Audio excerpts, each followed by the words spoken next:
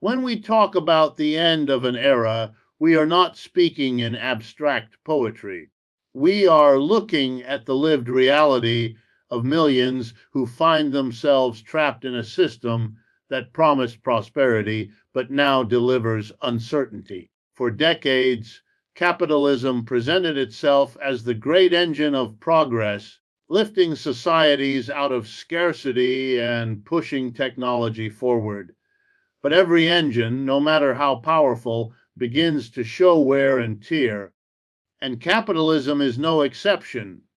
Let's begin with the most visible cracks. Wages for the majority have stagnated for nearly half a century, even as productivity, the amount of goods and services each worker produces, has soared. The compensation given to workers has barely moved. This means workers are generating more wealth than ever, but receiving less of it. Where does the surplus go? To the very top, where corporate executives and wealthy shareholders capture gains that used to be distributed more broadly. This widening gap between what workers create and what they receive is not just an economic fact. It is a social fracture. Families work longer hours, sometimes juggling two or three jobs, yet still struggle with housing costs, medical bills, and education debt. The American dream of security and upward mobility has slipped from reality to illusion.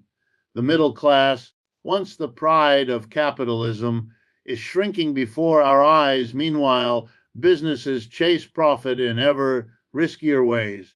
Jobs are shipped abroad, not because foreign workers are better, but because they are cheaper. Technology, instead of being used to reduce burdens and free up time, is often deployed to cut costs, replace workers, and concentrate control in fewer hands. Whole communities, especially those once tied to manufacturing, are left behind, hollowed out as corporations move on to the next site of cheap labor. This is why I say the collapse is not a single dramatic event, like a building falling in an instant. It is a process, slow at first, then accelerating as each crack widens into a rupture. We are in the middle of that process now. The signs are everywhere: growing inequality, rising debt, instability in global markets, and a generation that no longer believes the system works for them. The end of an era does not mean the end of human society. It means the end of the dominance of one system, just as feudalism once gave way to capitalism. The question before us is not whether capitalism will collapse. It is how it will collapse and what comes after. If history teaches us anything, it is that no system is eternal. Each carries within itself the seeds of its own undoing. Capitalism, with its relentless pursuit of profit at the expense of people, is no exception. When people hear the phrase, the end of an era, they often think of wars, revolutions, or dramatic collapses that shake societies overnight. But in reality, eras end much more slowly, almost quietly, until the signs become impossible to ignore. Capitalism today is at that stage. Its decline is not an abstract prediction. It is a lived experience for millions across the world. To understand this, let's go back a few decades. After World War II, capitalism in the United States and much of the West built a promise: if you worked hard, you could secure a stable job, buy a home, raise a family, and retire with dignity. This arrangement, though imperfect, gave people confidence that capitalism could deliver not just wealth for the few, but a better life for the many. Now compare that promise to today's reality. Wages for the majority have barely moved since the 1970s, while costs of housing, healthcare, and education have soared. Families that once thrived on a single income now struggle even with two or three. Productivity, the value workers produce, has doubled, even tripled in some sectors, but the rewards of that growth no longer go to the workers themselves. Instead, they flow upward to corporate executives, investors, and the wealthiest households. This is not just an economic trend, it is a structural crack in the very foundation of capitalism. A system that fails to reward the people who make it function cannot sustain itself for long. What we see today is the gradual erosion of the middle class, the very social layer capitalism relied upon for stability. Without that middle ground, societies tend to polarize, wealth piles up at the top, and frustration builds at the bottom. The result is not only economic strain, but political turmoil. Workers feel abandoned, young people lose faith in the system, and resentment grows against elites who appear to benefit no matter the circumstances. This explains why we see rising anger in politics, increasing distrust of institutions, and widespread protests around the globe. These are not separate phenomena, they are symptoms of the same underlying disease. Capitalism, by its own design, rewards profit above all else. That means decisions about jobs, communities, and even the environment are based not on human need, but on what generates the highest return. Factories move overseas not because workers there are better, but because they are cheaper. Technology is deployed not to reduce human labor and free us for more meaningful lives, but to cut costs and concentrate power in fewer hands. If we step back and look at history, we see that no system, whether slavery, feudalism, or monarchy, lasted forever. Each ended when its contradictions grew too severe to manage. Capitalism is no different.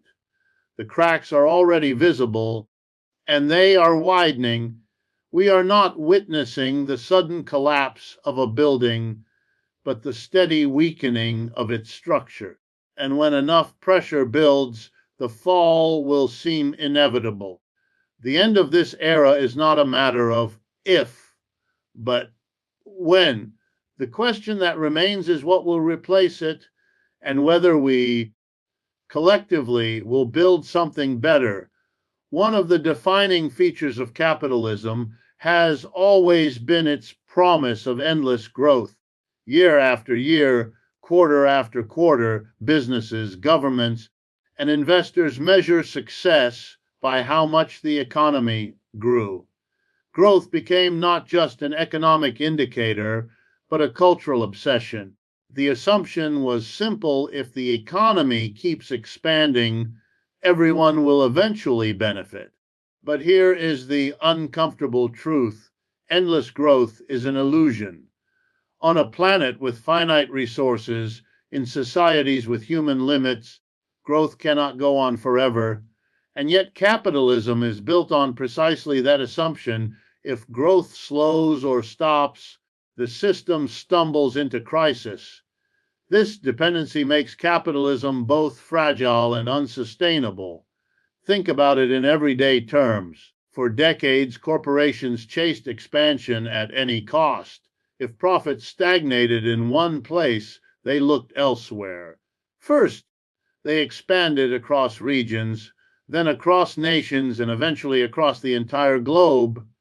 When wages in the U.S. became too high for maximum profit, jobs moved overseas. When overseas labor grew more expensive, automation replaced it. Each move bought capitalism more time, but each also deepened the instability. Now we confront the limits of this strategy.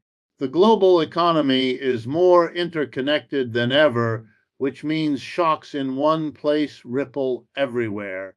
A financial crisis in one country, a supply chain disruption in another, or a climate disaster thousands of miles away, Each can trigger consequences across continents. Growth becomes harder to sustain, and the illusion of stability weakens. At the same time, the pursuit of growth creates deep contradictions.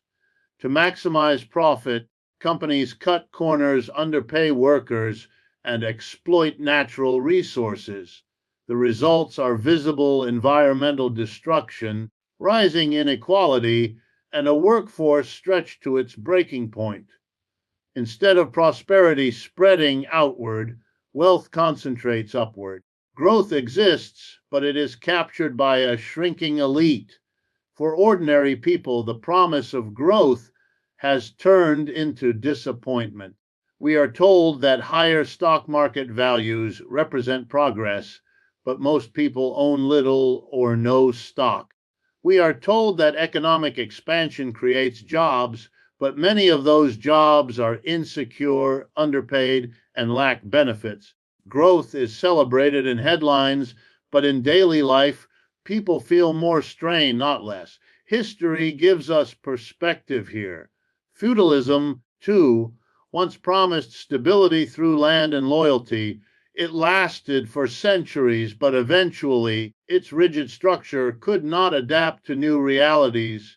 The contradictions grew, and the system gave way to capitalism. Today, capitalism's contradictions are reaching that same point. Growth can no longer mask the imbalances it created. The end of an era rarely happens with a single event. Instead, it is the slow unraveling of promises that no longer convince people. When growth becomes unequal, when prosperity becomes unreachable for the majority, the system loses legitimacy. That is where we are today.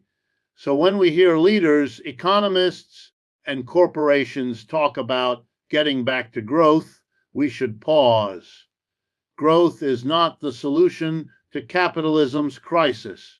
It is the very illusion that keeps us from recognizing that the system itself is the problem. The collapse of this illusion marks the beginning of the end. When wages stagnate but costs rise, how do families survive? The answer, for decades, has been debt. Credit cards, student loans, mortgages, car payments, medical bills, all became the lifelines that allowed households to keep functioning even as their real income stalled. Debt, in effect, became the substitute for rising wages. But here lies the danger. What looks like a lifeline at first becomes a trap over time. Instead of addressing the root problem, why workers are not paid enough, the system offered loans. Banks, credit card companies, and financial institutions profited enormously by lending people money they should have been earning in the first place. The result was a society living not on secure income, but on borrowed time. Consider higher education. For much of the 20th century, college was affordable, even accessible to working class families. As tuition rose far beyond wage growth, loans filled the gap. Today, student debt has reached historic levels, shaping the lives of an entire generation. Young adults delay buying homes, starting families, or pursuing careers they actually want, all because they are bound by decades of repayment. Housing tells the same story. Home ownership once symbolized stability, but as wages lagged behind costs, mortgages stretched longer, riskier lending practices emerged, and millions became trapped in cycles of debt. The 2008 financial crisis was not an accident.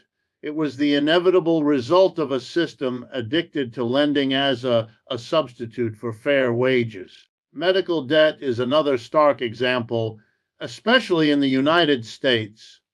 A single illness can send a family spiraling into bankruptcy. This is not because healthcare is unavailable, but because it is sold at prices that ordinary people cannot afford without loans, credit, or insurance tied to employers.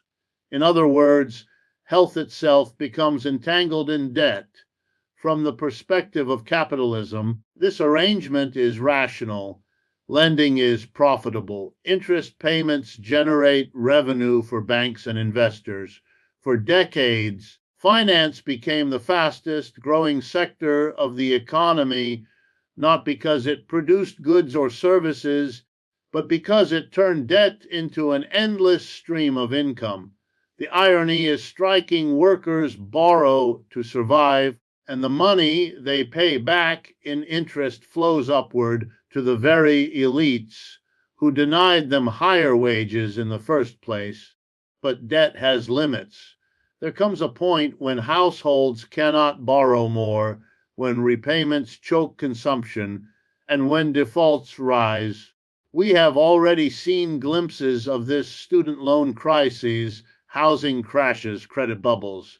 Each time, governments and central banks step in to rescue the system, but they never resolve the underlying issue: the imbalance between what workers earn and what they must spend to live. This reliance on debt is not a side problem. It is the silent engine driving capitalism toward collapse. A system that cannot sustain itself without chaining its population to loans is already broken.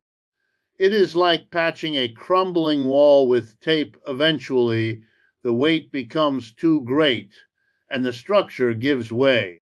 Debt does not only weaken economies, it corrodes societies. It creates stress, despair, and generational burdens. It makes people question the fairness of a system where hard work leads not to freedom, but to lifelong repayment. And once people stop believing that debt is manageable or that the system is fair, the collapse is no longer a theory. It becomes a lived reality